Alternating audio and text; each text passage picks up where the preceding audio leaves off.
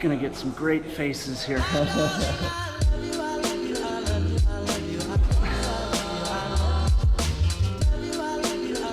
Hi, I'm Tim Smyczek, and I wanted to talk to you a little bit about my backhand.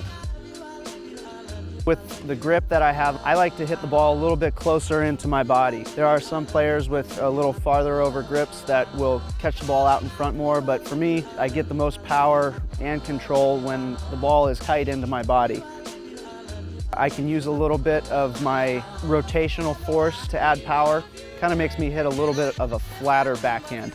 My swing starts a little high and then it comes straight through, and that results in a bit of a flatter ball. Some players will get almost a little more Western with their left hand, and that causes them to really get below the ball and brush up a little bit more like a forehand. But for me, my backhand's a little bit flatter, and I use a little bit more right hand than most people do.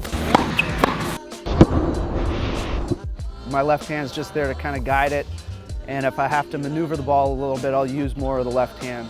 There are certainly instances where I get pulled out of position and I do use a lot of left hand just to kind of save the ball. But when I'm perfectly balanced and everything, I'm pretty even with both hands.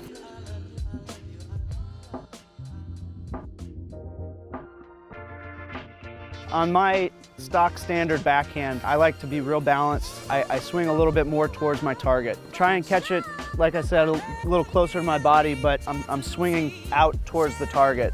I might step up and open up my hips just a little bit earlier, but I'm still finishing my swing at my target. The element of surprise is very important. I try to get into a position with my feet where I can actually hold the ball and see if I can get my opponent to make a move before I make contact.